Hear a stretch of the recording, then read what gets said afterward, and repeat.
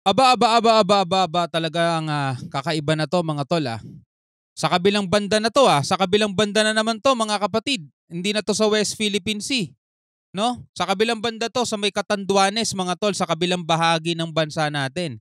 May namataan daw na presensya ng isang Chinese flag research vessel sa Viga, Catanduanes mga tol. May bandang Bicol din 'to mga tol.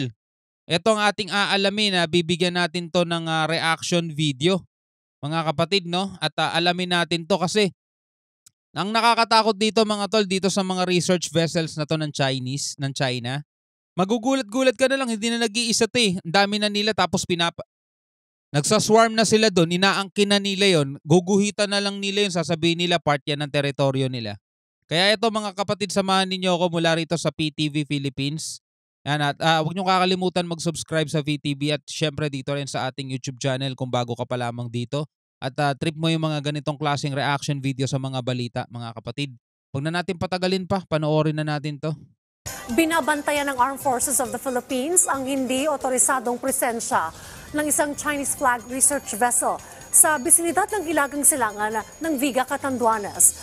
Hilagang Silangan, Northeast mga kapatid, no? Northeast. Yung South China Sea, yun yung inaangkin nila at ginuhitan nila ng 10-dash line. Pero dito sa northeast na bahagi na to mga kapatid, sa may Catanduanes, talagang sobrang layo na niyan sa kanila. Anong ginagawa nila doon?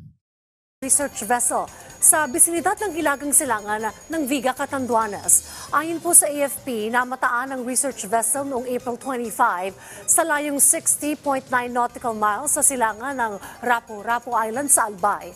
60 nautical miles, so pasok na pasok pa rin to sa ating exclusive economic zone. Ayon sa ulat ng Tactical Operations Wing, Southern Luzon na nagsagawa ng maritime patrol noong April 27, napansin na ang barko ay nakahimpil lang sa lugar at walang tauhan sa main deck. Ilang beses ring tinangkang makipag-ugnayan ng TOSO sa sasakyan.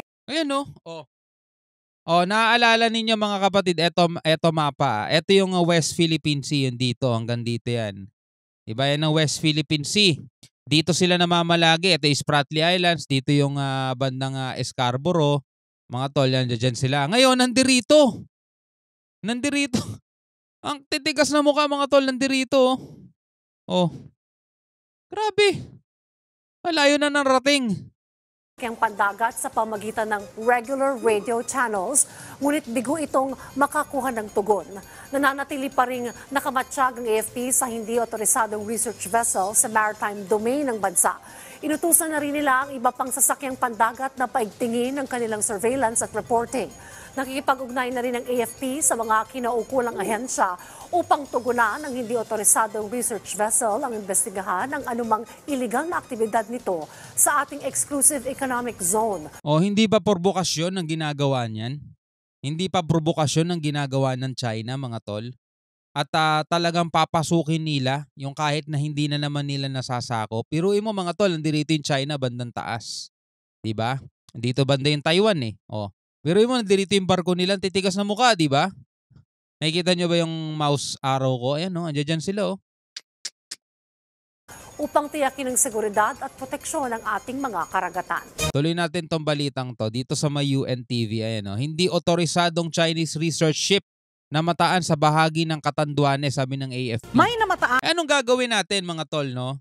Ano ba ang mga posibilidad na pwede nating gawin? Diba? Kasi hindi pa naman ito yung territorial waters kung tawagin kasi 12 nautical miles yun sa pagkakaalam ko mga tol. So hindi natin yan pwedeng basta-basta anihin. Pero namamonitor natin mga tol. At kahina-hinala, anong ginagawa ng Chinese vessels doon sa ganun kalayong lugar na? Napakalayo na nun sa kanila. May namataang hindi otorisadong Chinese research vessel ang Armed Forces of the Philippines sa paligid ng Hilagang Silangang bahagi ng karagatan ng Viga, Catanduanes. Pero mo, pati ba naman dyan nakarating talaga, no? Sa inilabas na pahayag ng AFP, unang nakita ang barko na may bandila ng China na Shenkou noong April 25, higit kumulang 60.9 nautical miles silangan ng Rapu-Rapu Island, Albay. Sa may Bicol, sa may Albay, 60 nautical miles. Na hindi man lang umabot pa ng 100. 'Di ba meron tayo 200 nautical miles, 'di ba? 'Yun ang ating exclusive economic zone. So talagang nasa loob sila mga tol. Eto matindi diyan.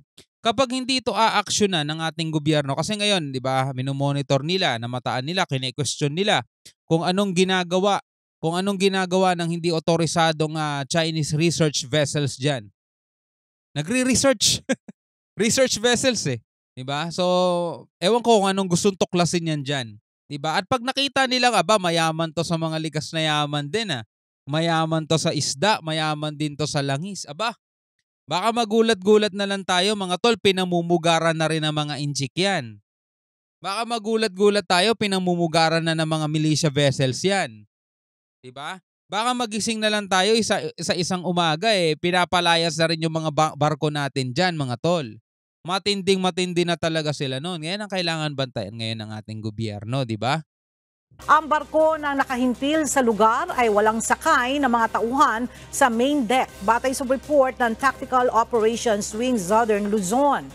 Makailang beses umanong tinangka ng mga tauhan ng Tausol na makipag-ugnayan sa naturang barko sa pamamagitan ng radio channels, ngunit bigo ang mga itong makakuha ng tugon. 'Di ba? Hindi pa sumasagot. Malamang sa malamang yan, hindi nila naiintindihan yung sinasabi. Kasi hindi naman marurunong mag-English yung mga yan eh.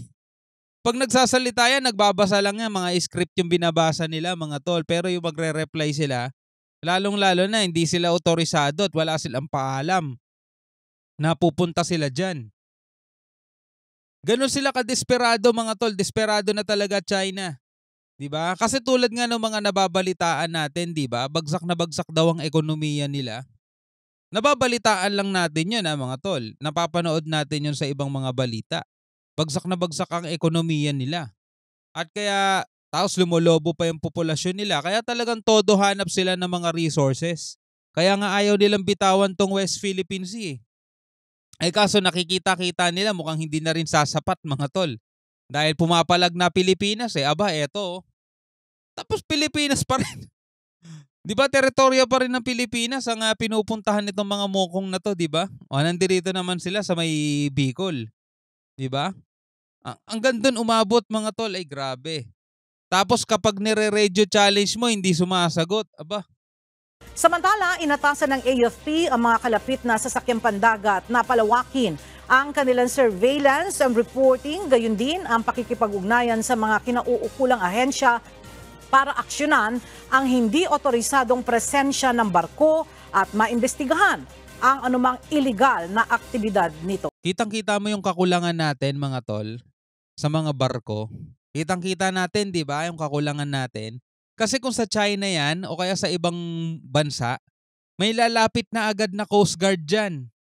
Haharangin na agad yan. May lalapit na agad dyan na Coast Guard tapos questionin na agad sila. Sa atin, walang lumalapit na Coast Guard kasi yung mga Coast Guard natin, halos lahat nandito sa West Philippine Sea Napaka-konting-konti lang yung asset natin talaga, no? So, kung mapapansin mo mga kapatid, ang Pilipinas napapalibutan ng tubig. Titignan natin dito sa mapa sa bayan banda. Ito yung mapa ng Pilipinas. Kalat-kalat na mga isla yan. Napapalibutan tayo ng katubigan. Tapos ang onti ng mga barko natin, 'di ba? Andirito yung Chinese research vessel. 'Di ba? Dapat malayo pa lang nakikita na natin, nilalapitan na agad ng Coast Guard yan 'di ba? Pero nakikita natin mga kapatid, kulang na kulang talaga tayo sa mga asset. Yan ang dapat tutukan ng ng mga kinauukulan. Magdagdag tayo ng asset sana no?